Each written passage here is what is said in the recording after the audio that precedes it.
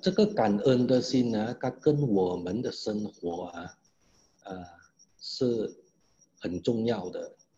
你看一下我们现在的生活，我们现在的社会，我们遇到很多灾难，天灾、人祸、洪水、火灾，然后现在很重要的就是疫情，尤其是这2年，2020年跟2021年呢，很多事情发生。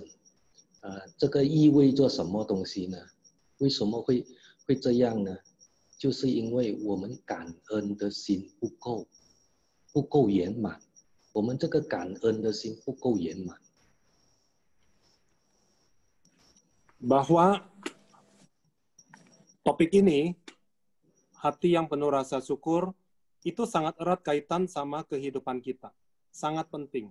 Kenapa? Karena kita lihat 2 tahun terakhir ini, tahun 2020, sekarang masuk tahun 2021, kita lihat bencana itu seperti sambung menyambung. Bencana alam maupun bencana ulah manusia.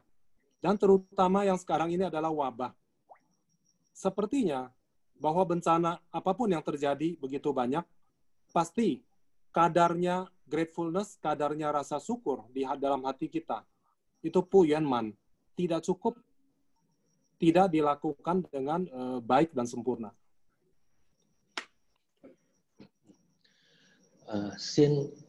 先不直接想先呢，我们先开始先说佛陀先我们的教主，我们的佛陀，当他在菩提树下开悟的时候，他第一个呢那个心态是怎么样？他开悟的时候是怎么样？他想到他的老师，2个老师，他已经生不乐了，他已经圆满了。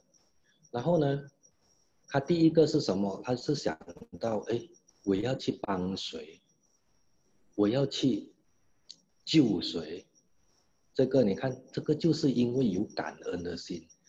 佛陀的心呢很圆满，这个是圣人的心，所以他就想着要度他2个老师。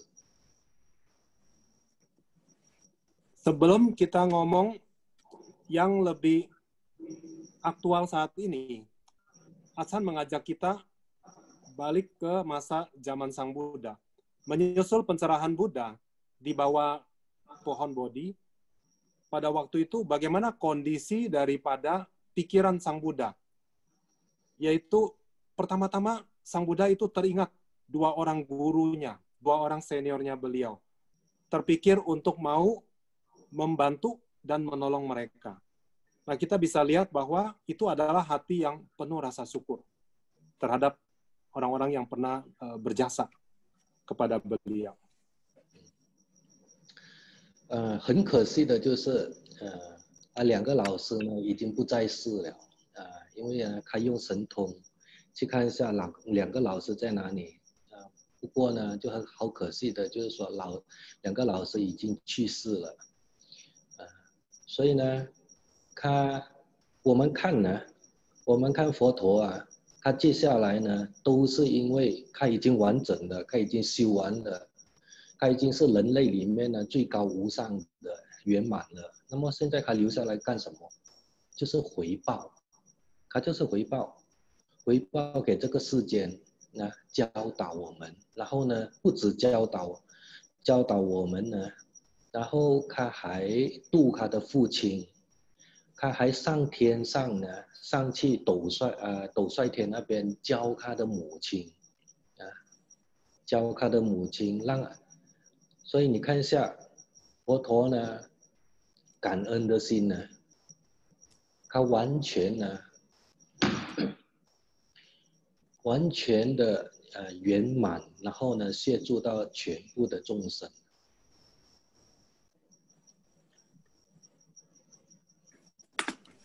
Bahwa kemudian seperti Sang Buddha teringat, maka beliau melihat gurunya ada di mana. Tetapi melalui mata batin Sang Buddha, kedua guru tersebut sudah tidak lagi berada di dunia. Sudah wafat. Nah, oleh sebab itu, walaupun Sang Buddha memang begitu mencapai pencerahan sempurna seorang Buddha, boleh bilang di antara manusia, semua makhluk yang ada di dunia ini, beliau adalah yang tertinggi. Tertinggi dalam arti kesucian dan juga kebijaksanaannya. Apa yang beliau mau lakukan? Sang Buddha terpikir bagaimana Hui Pao itu membalas budi, berbuat apa? Kebaikan terhadap orang-orang yang pernah berjasa. Dan juga mau membabarkan dharma, membimbing semua makhluk supaya keluar dari penderitaan. Lalu apa yang beliau lakukan? Beliau juga ada pulang ke keluarga, ke istananya, untuk bisa tufu chin, yaitu bisa mengenalkan dharma kepada ayah andanya, Raja Sudodana. Lalu beliau, Sang Buddha, juga berkali-kali ke surga Tawatimsa, karena almarhum ibunya itu terlahir di surga Tawatimsa, menjadi satu sosok dewa di sana. Beliau juga menyampaikan dharma kepada ibunya. Jadi kepada papanya, kepada ibunya, dan kepada semua makhluk. Boleh bilang ini adalah satu manifestasi daripada kanentesin hati yang penuh rasa syukur. Demikian Yuanman, begitu sempurnanya. 好，那么我们就看一下佛陀怎么教我们。佛陀的心这么圆满了，他的感恩呢，他也是这么圆满的。然后呢，他怎么教我们？他教我们呢，就是说不要破坏这个世界。怎么样不要破坏这个世界呢？他就是给我们5条戒。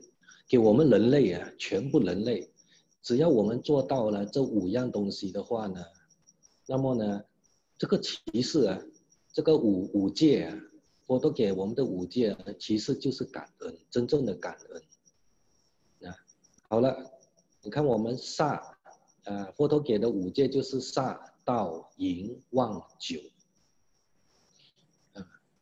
煞，我们讲煞，煞是什么？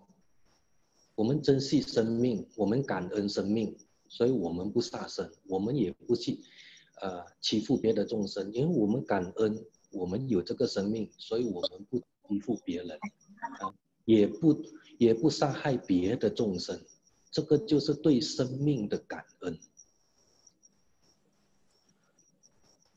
Kemudian bagaimana Sang Buddha itu mau mengajarkan, membimbing manusia.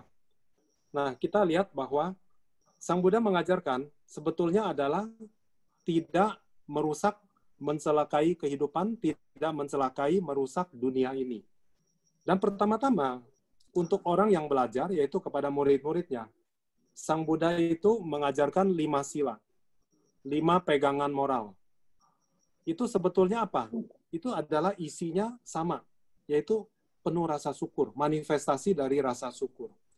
Dari 5 sila, kita lihat sila yang pertama dimulai dari tidak membunuh. Tidak membunuh artinya apa?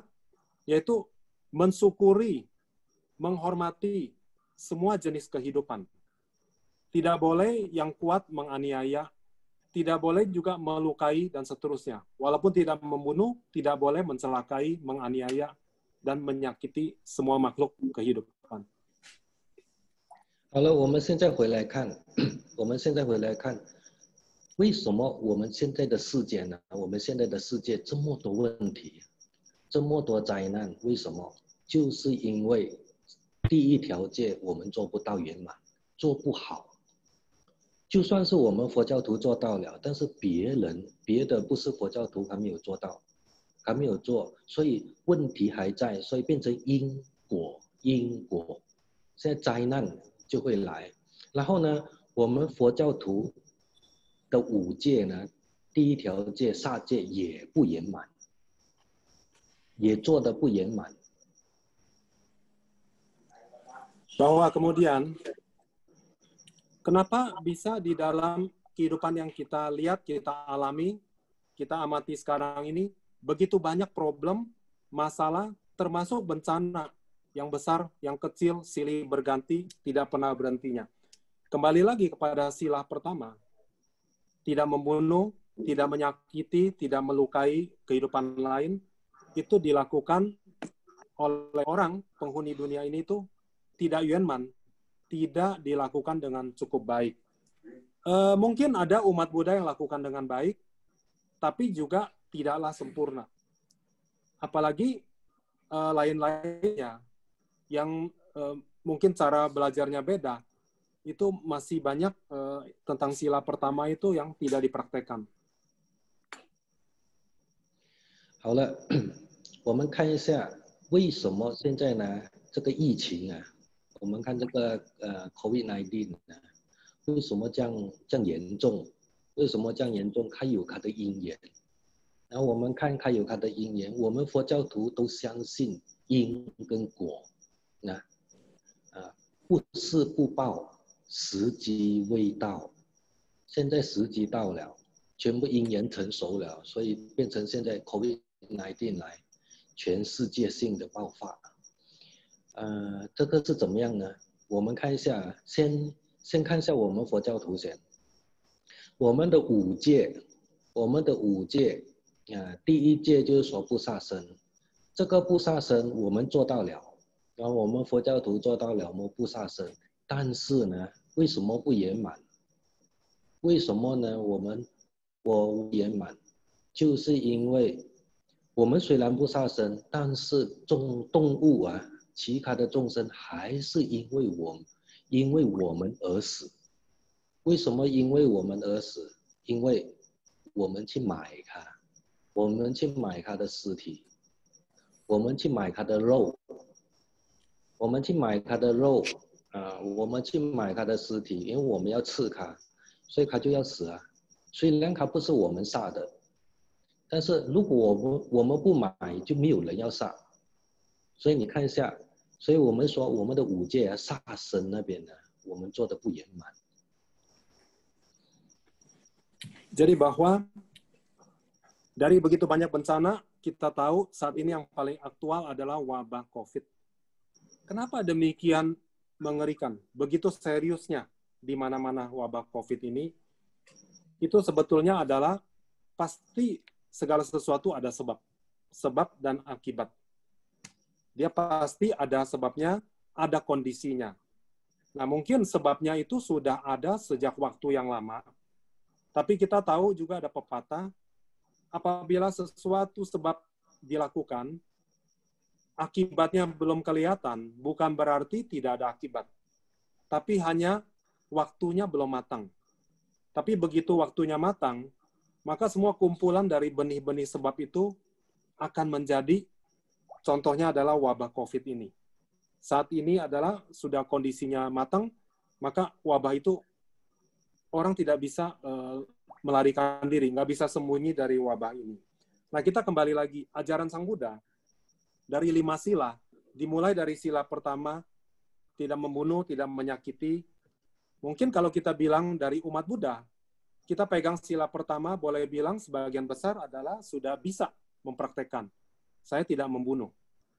Tapi walaupun kita benar tidak membunuh, tidak menyebabkan matinya makhluk lain, tapi yang kita lakukan masih belum yuanman, belumlah sempurna. Kenapa?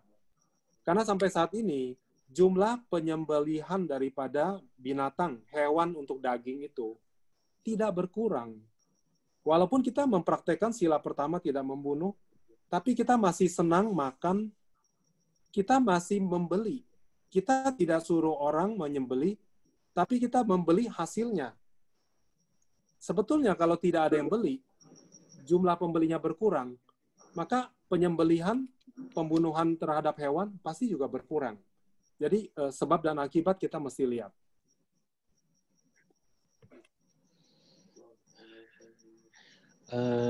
我看过一个资讯呢，我看到一个资讯，他们送来的，就是说那个世界卫生组织啊 WTO， 他那边写作，那个 COVID-19 是需要那个动物的脂肪，它需要动物的脂肪啊，所以呢，那些吃肉的跟吃素的人呢，吃素的人他那边写啊，是这个世卫组织 WTO 写的，他说呢，那些吃素的呢没有中到COVID-19， 那么我就不知道是不是真的，真的是没有中到，但是他那边已经写出来了。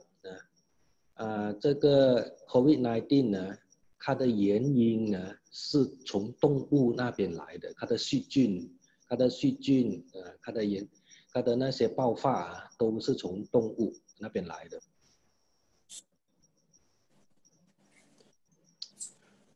Achan ada melihat satu artikel atau informasi bahwa ini adalah yang sumbernya informasi dari WHO, Badan Kesehatan PBB, itu bahwa virus COVID ini untuk bisa menyebar, untuk bisa menetap kepada hospes atau tempat yang baru, itu dia membutuhkan kaitan dengan tunggu zifang, yaitu lemak hewani atau protein hewani.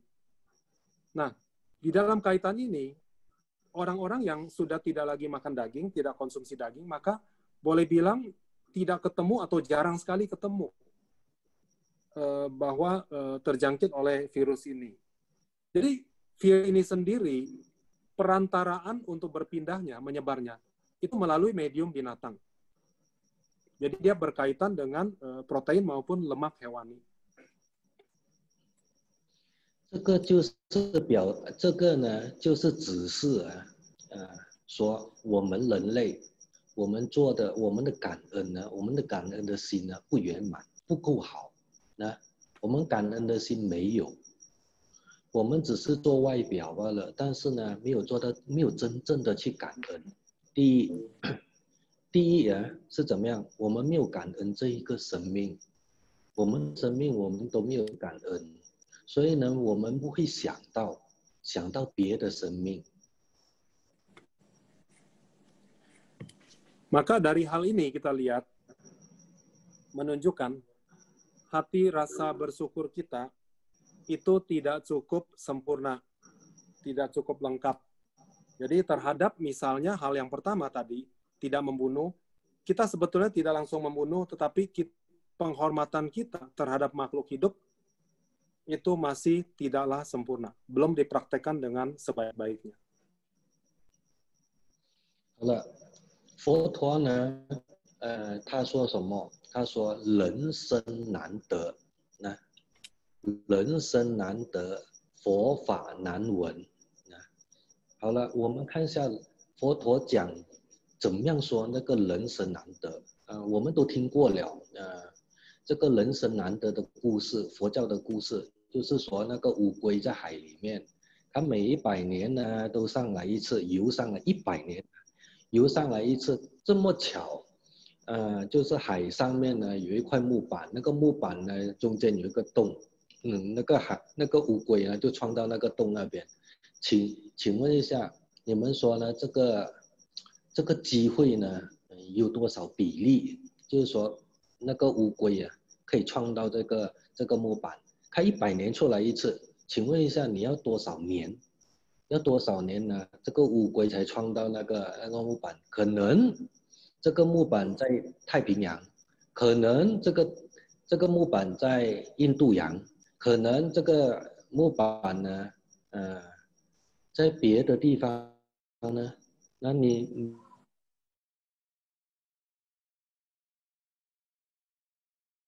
多难得啊！我们呢？可以成为人，我们可以成为人，就是意思说，就好像是那个乌龟穿到那个洞一样。所以这个生命很难得，我们要珍惜生命。当呢我们知道了，完全明白了佛陀讲的这个生命多么难得的时候，我们一定会感恩这个生命。Jadi bahwa Sang Buddha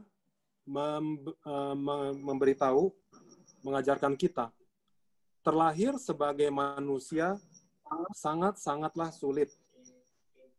Untuk bisa berjodoh dengan Dharma, kesempatan mendengar Dharma lebih sulit lagi.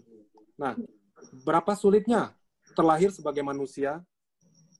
Tadi Achan ada kasih satu perumpamaan yang Sang Buddha sering menjelaskan, yaitu seekor penyu laut, kura-kura laut, itu muncul dalam laut 100 tahun hanya sekali. Jadi dari dalam laut hanya sekali 100 tahun muncul ke permukaan. Nah, pada waktu muncul ke permukaan, ada satu balok kayu di tengah-tengah hanya ada satu lubang. Ya, laut juga lautan Pasifik, ada Indian Ocean, ada juga mungkin Atlantik dan lainnya. Itu papan kayu itu ada di mana? Pada waktu kura-kura 100 tahun baru sekali muncul. Apakah berada di tempat yang sama? Kalau tempat yang sama itu pun lautan demikian luas. Apa bisa kebetulan? Nah, begitulah probabilitas untuk terlahir sebagai manusia, berapa sulitnya? Adsan menanyakan kepada kita bahwa seperti kura-kura 100 tahun baru muncul sekali, muncul di lautan yang luas, dan lautannya pun banyak. Lautan yang mana?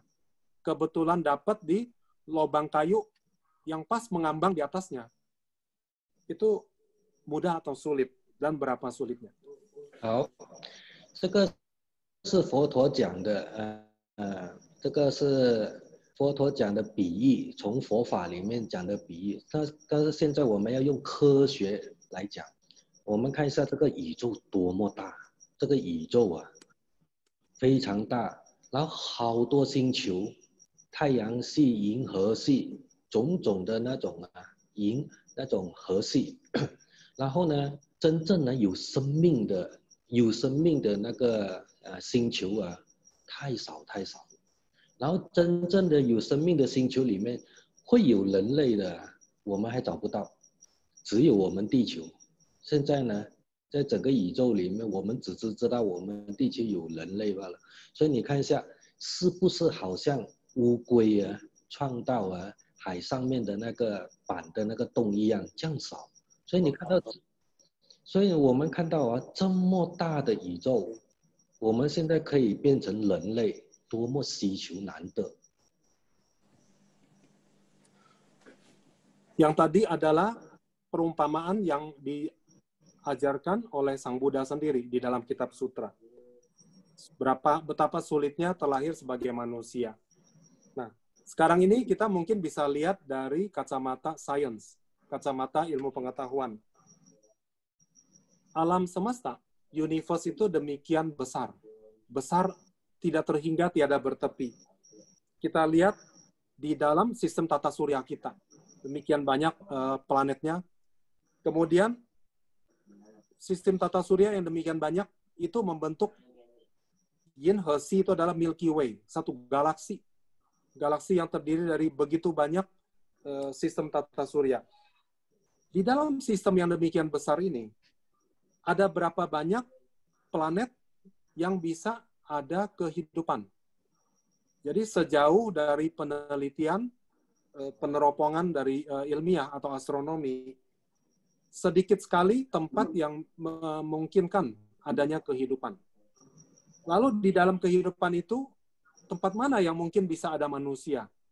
Lebih sedikit lagi. Nah, mungkin saat ini adalah yang di planet bumi, yang cocok kondisi untuk kehidupan manusia. Oleh sebab itu, mencari kelahiran atau kehidupan di alam semesta ini tidak terlalu banyak. Tidak di semua tempat ada. Tempat yang ada manusianya, belum tahu tempat di mana lagi selain dari planet bumi. Jadi boleh bilang ini adalah sangat langka, sangat tidak mudah kondisi untuk tempat kehidupan terlahir sebagai manusia. 好了，你看呢，我们呢再看看呢那个科学它讲这个地球呢它是怎么样形成，然后呢最后呢这些生命是怎么样来的啊？这个是根据科学讲的，就是说这个地球以前呢是没有生物的，因为它没有水它也没有风。 那个时候只是一个荒星一个星球，但是呢，它里面呢，这个星球里面呢，它有火。为什么有火呢？就是因为它是被爆发出来的，它是一个大爆炸，宇宙的大爆炸。然后呢，大爆炸里面就有火有热，然后就是有那个物质出来的时候，那个物质就是土跟火罢了两样东西然后久而久之那个火是在地球的中心然后外面是土，但是没有空气没有水，没有风。但是慢慢的演变呢，还有多少亿年呢？因为呢里面呢有热气，好了，这个我们佛教都是讲因缘的，因跟缘，好了就遇到了什么？在漂浮在这个宇宙里面的那些水质的东西，就是说卵，去拆热的东西啊，然后呢，它撞击到地球，撞击到这个地球，然后它留着一部分，就在地球，这个就是海，这个就是水了。然后这个水呢，其实也没有生命，也是没有生命，但是因为有热，因为地球里面有热，当有热的时候，有水的时候，它就产生什么？水蒸气。它的因缘来了，地跟火再遇到水，它就变成有水蒸气，然后地水火风成立了。地水火风成立了的时候呢，开始就有空气了。地水火，然后最后呢风才成出来，最后呢就变成地球。那个时候还是没有生命，但是呢慢慢的它的因缘呢，就是水里面就是有单细胞因为它有种子，都有因缘呢，都有因缘的存在，所以呢因为因缘成熟了，它就长出来。这些是单细胞，一个 cells 的，然后最后呢变成2个 cells 的呢结合在一起的时候呢，就变成蝌蚪。好，蝌蚪变成了的时候呢，就变成好多种它有好多种蝌蚪，有些变成鱼的，有些爬上岸的变成青蛙，然后呢变成了或者是鳄鱼啊什么东西两栖的，就是说水跟陆的，最后呢慢慢脱离了水，在陆地上生存的，这都是因缘合的。OK， 这个要多少亿年？要多少年呢？它发展到最高峰的时候是什么时代？最高峰的时代呢，就是恐龙时代。然后从恐龙时代的灭亡，就是因为也是因缘而灭亡。OK， 它是因为呢，其他的行星呢撞击到地球，就变成了世界末日，恐龙灭了。灭了的时候呢，还剩下的那些小动物，小小的动物啊，小小的生命，然后又开始了。慢慢呢，这个是科学家讲的，就变成是那些猴子、猿猴呢，慢慢进化了，变成人类。好了，到了这边，你看一下我们的人类来得这么难，多么困难，人类呢来得多么困难。你说我们现在呢是不是很幸福？我们你看得到了这个生命，有这个人生。你看我们的身体，地水火风结合在一起。你看一下外面，地就是地，火就是火，风就是风，它不是生命。但是呢，你看一下我们人类是地水火风结合在一起的，还可以动的，还可以想的，可以讲话的，可以沟通的，可以发展的，可以进化的。你说一下，我们现在有这个生命，是不是应该珍惜生命？应该珍惜这个生命吗？对不对？但是为什么我们不珍惜？为什么我们不珍惜？我们还去欺负别的生命，我们让别的生命去死。我们虽然没有萨卡，但是呢，别的生命啊，因为我们而死。有想过我们有没有尊敬？我们有没有感恩的心？感恩一下这个生命有没有？太长了，对不起啊，太长了。有做笔记。Kita lanjut bahwa dari kacamata sains proses-proses ini, bagaimana manusia bisa ada kondisi terlahir atau muncul di alam di bumi ini. Kita lanjutkan yang tadi, bahwa ruang astronomi demikian besar, tapi yang bisa ada kondisi untuk makhluk hidup muncul, itu sangat jarang. Seperti yang kita lihat sekarang, belum banyak tempat lainnya, atau di bumi lainnya. Dan menurut sudut pengetahuan, bumi ini sendiri, itu datangnya dari mana? Itu dari proses evolusi yang luar biasa panjang. Dan teori di dalam pembentukan bumi kita ini, itu awal-awalnya adalah satu Big Bang.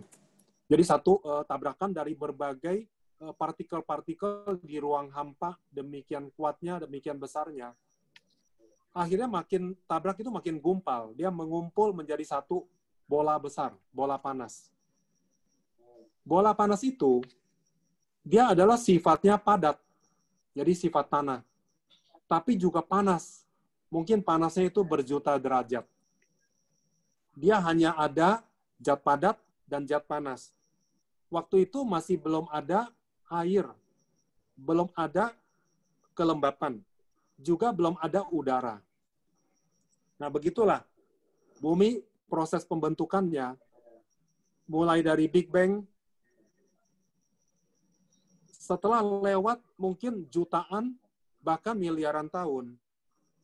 Seperti juga Sang Buddha mengatakan segala sesuatu itu pasti harus ada kondisi, barulah timbul hal berikutnya. Maka kemudian,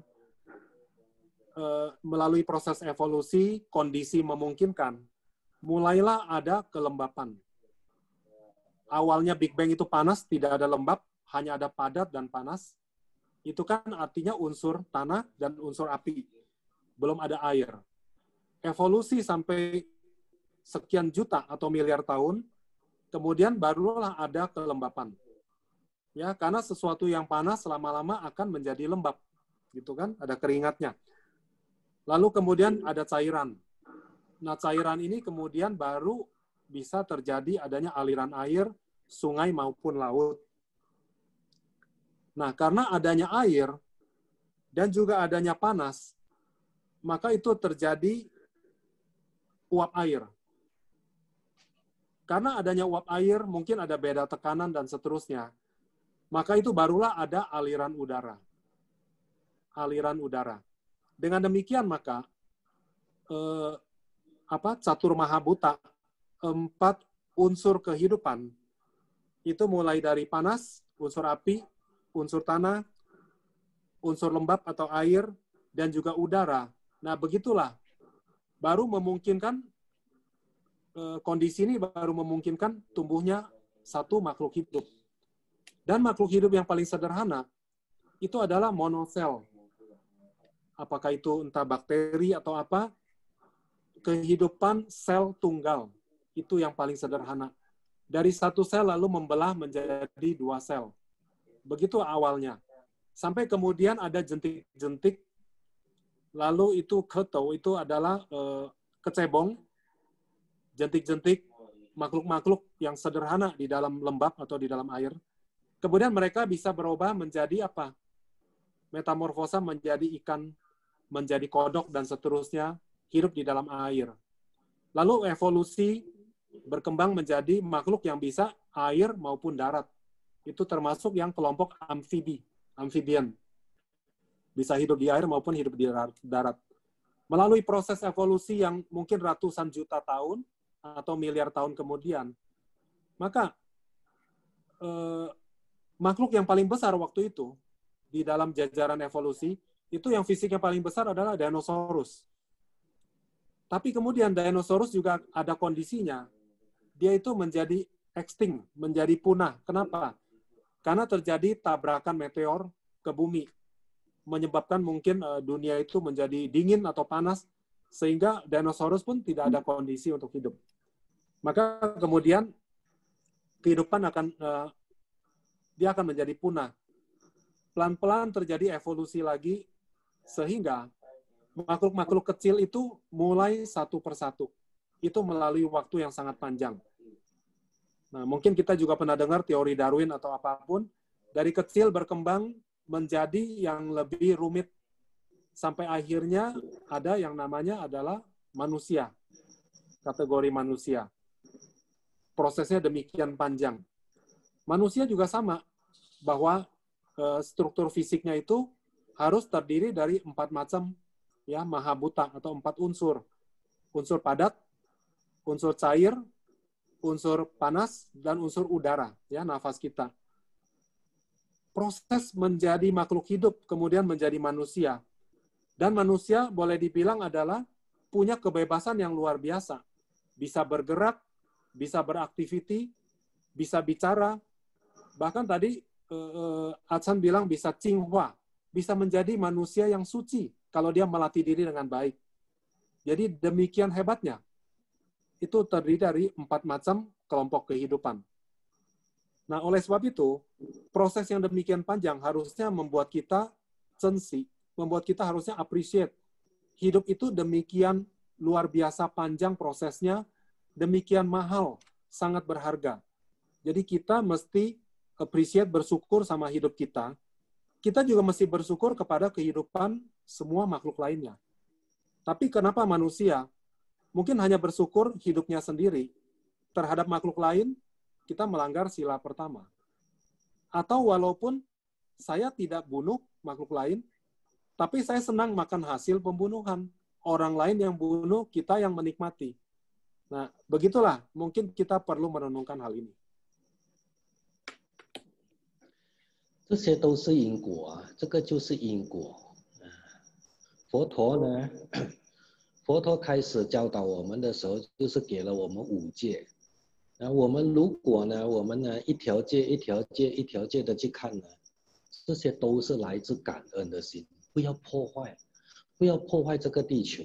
那我们不要破坏这个地球，我们不要破坏生命。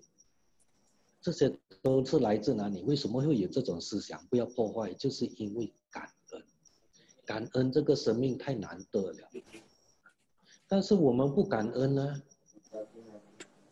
为什么我们不感恩？我们跑去破坏呢？去斩树啊？如果是斩少许的，我们拿来种东西做farming啊，农场那些不用紧，但是我们斩太多。破坏了这个地球了，变成怎么样？变成呢因果来了，水灾来了，气候变化了，这些都是因为我们不感恩。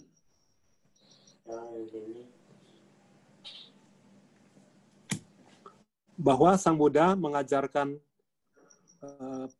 murid-murid, termasuk kita ini, yang pertama-tama adalah menjaga 5 sila.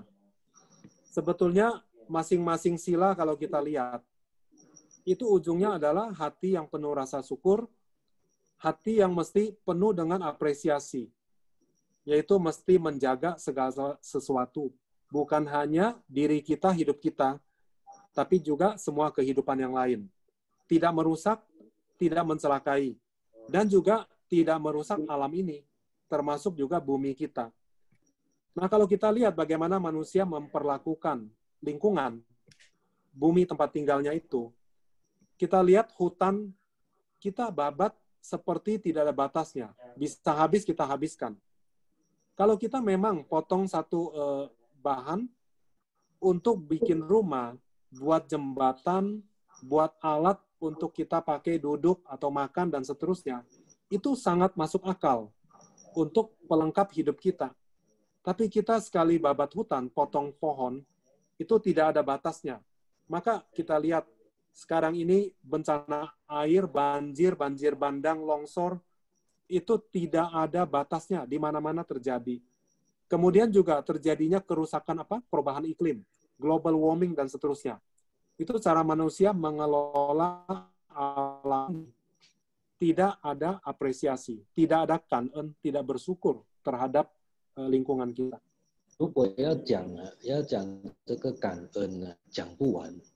我们人类我们的文化，人类的文化一讲感恩的话，我们只是想到父母罢了，我们只是限制在我们人类里面，但是我们没有看到我们的生命，整个环境，所以就是说，佛陀说人类无明就是这样，因为不够智慧不够。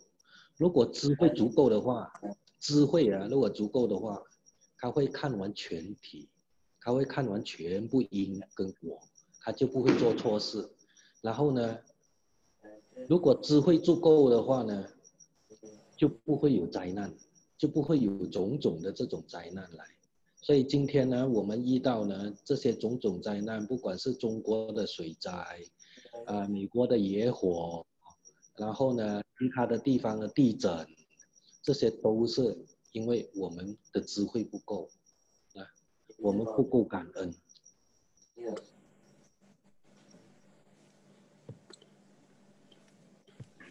Jadi kita lanjut tentang hati yang bersyukur ini. Sebetulnya dari kita punya budaya, dari tradisi, sudah banyak mengajarkan manusia harus punya rasa syukur, membalas budi, berbuat baik, dan seterusnya. Biasanya kita hanya terpikir keluarga sendiri. Papa dan mama, orang tua kita adalah yang paling berjasa buat kita. Benar, kita harus balas budi mereka, ya, balas jasa mereka. Lalu kita seringkali juga melihat keluarga sendiri tapi tidak melihat keluarga yang lain. Bahwa makhluk hidup, kehidupan yang mesti kita syukuri, yang kita hargain bukan hanya kita sendiri, tapi juga semua orang.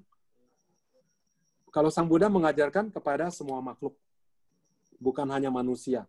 Nah, oleh sebab itu, manusia ini masih diliputi oleh uming, awidya, ya, ignorance, ketidaktahuan, kegelapan batin, sehingga tidak cukup dia punya kebijaksanaan.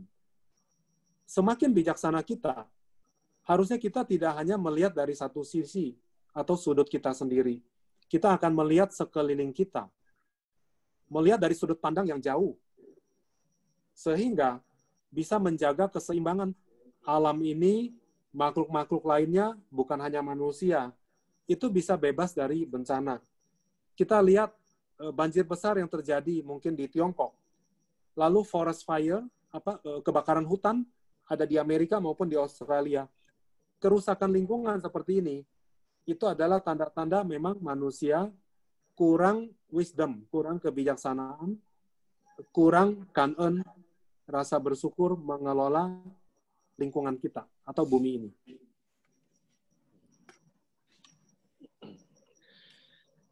这个疫情呢，它会爆发，包括水灾、火灾、地震，这些都有它的。好，我们照印度来讲，印度呢，印度人比较喜欢看那些比较喜欢看天学天文学星象学然后呢，现在呢刚好就是这个时期，六个行星它现在是连着一段，连贯6个行星，包括地球，包括月亮。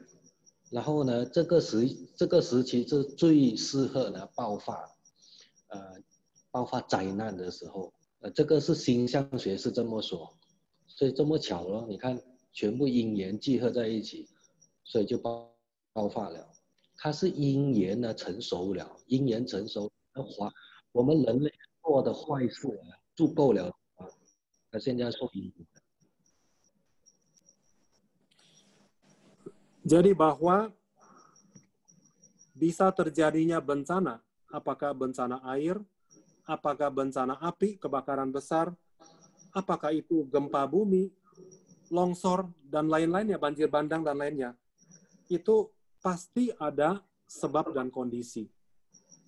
Sebabnya mungkin sudah ada sejak lama, kondisinya tunggu waktunya matang. Nah, seperti saat ini, terjadi itu sambung menyambung, silih berganti, demikian banyak bencana. Orang-orang India di zaman dulu, mungkin juga sampai sekarang, mereka sangat perhatian terhadap astronomi, melihat bagaimana posisi bintang, dan posisi planet-planet dan seterusnya.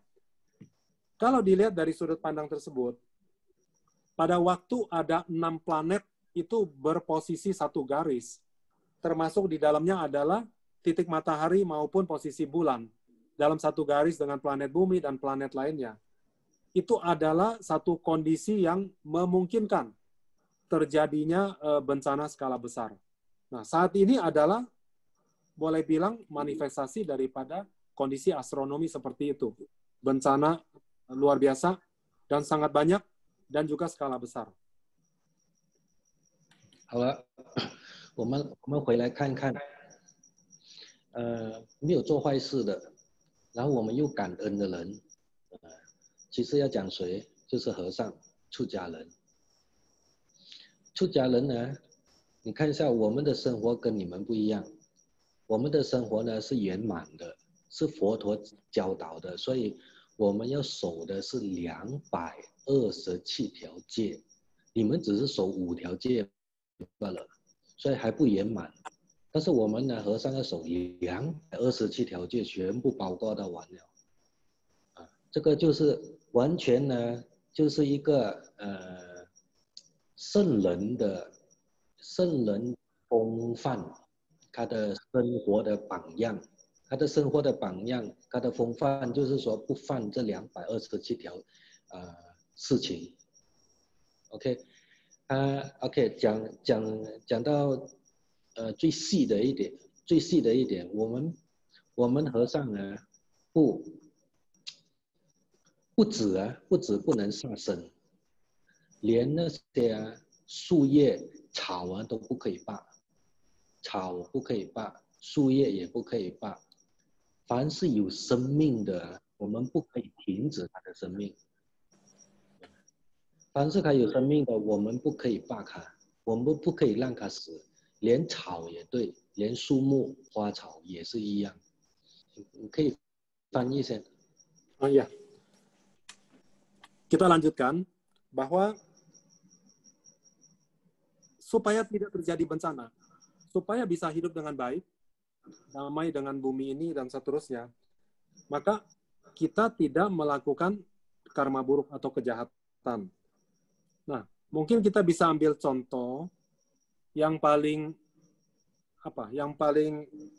tipikal, misalnya ya, contoh yang mudah kita lihat adalah para biku sangga.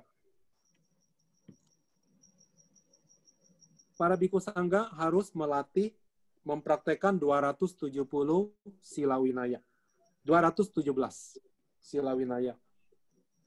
227.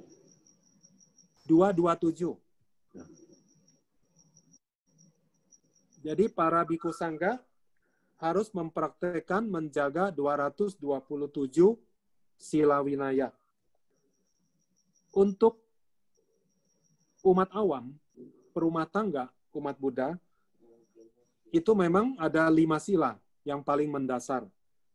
Tapi 5 sila kalau kita lihat bisa saja tidak cukup.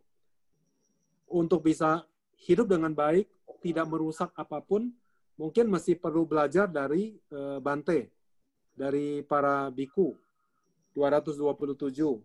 Mereka itu boleh bilang adalah sebagai satu model buat kita, supaya bisa menjaga hidupnya dengan baik, tidak merugikan, melukai makhluk lain, juga tidak melukai alam, lingkungan.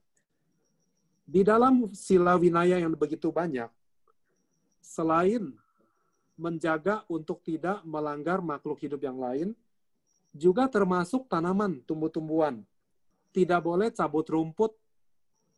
Kalau dicabut, maka akarnya tercabut, maka tanaman itu akan mati. Demikian pula bunga dan seterusnya, itu tidak boleh lihat bagus lalu diambil, dicabut.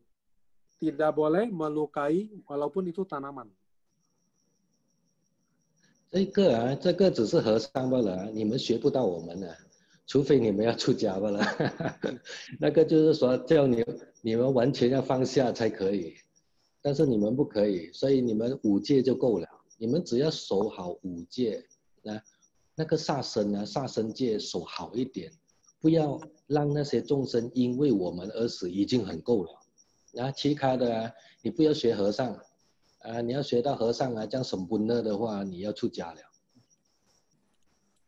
Nah, barusan Achan mengingatkan kita, memang kehidupan Biku Sangga begitu banyak peraturan, kita tidak harus mengikuti semuanya, nanti susah hidupnya. Kenapa? Kita masih umat berumah tangga. Tidak bisa lakukan 100-200 winaya sila yang begitu banyak. Tetapi, Achan mengingatkan kita, sila pertama, tidak membunuh, tidak melukai, tidak mencelakai kehidupan, itu bukan hanya yang kita lakukan secara langsung, tapi juga kalau bisa menghindari makan hasil penderitaan atau membeli dari hasil pembunuhan atau penyembelihan. Kalau kita bisa jaga sila pertama seperti itu, Achan bilang sudah boleh dipuji, sudah cukup bagus. 这边呢，我这边要讲一下，就是说你翻译的非常好啊，但是有一个就是你抓错了意思。我没有说不可以吃，没有说不可以吃，只是说你要吃可以，但是呢，不要因为你而死。但是因为我们买嘛，我们买，所以呢，它就会死。啊，好了，你看我们和尚照样有吃到肉，有吃到肉的哦。但是那些肉不是因为我而死哦，是因为你们买，所以呢，它才死。我们和尚不能告诉你说，哎，我明天要吃肉，我宾达巴的时候啊，你要拿肉来给我，不可以，我们不能说。所以和尚呢是清净的，你给什么我吃什么，就是这样罢了。但是你们呢，你们也是可以吃，但是你们不要买，可以不可以？可以不可以做到？不要因为因为你他才死，只要你不买的话，你不支持他的话，他就少了。然后那个动物呢，可能是自己死的呢，那么你照样可以吃啊，因为它不是因为你而死啊，所以有种种方法。Ya, sesi Achan, Ciuceng. Barusan ada sedikit koreksi bahwa maksudnya Achan adalah bukan tak boleh makan sama sekali, tapi kita jangan beli. Karena kadangkala bisa juga itu adalah datang dari orang lain, tapi yang kita makan, kalau kita beli, sebaiknya kita tidak support pembunuhan atau hasil pembunuhan. Jadi jangan karena kita beli, lalu orang lain itu menyembeli atau memotong. Atau kita biasa beli, mereka potong duluan, siapkan buat kita. Sebaiknya kita tidak support yang begitu. Bagi para biku sangga juga tidak pilih mau makan ini atau makan itu. Biku sangga menerima apa yang datang, persembahan dari para umat-umatnya. Dan kalau umatnya itu membawa, misalnya ada daging, ya bukan karena biku sangga mau makan daging, tapi itu karena mungkin umatnya yang pesan atau umatnya yang beli. Nah, jadi Achan mengingatkan kita, kalau bisa kita jangan beli daging karena itu akan mendukung atau mendorong orang untuk memotong lebih banyak. Begitu saja.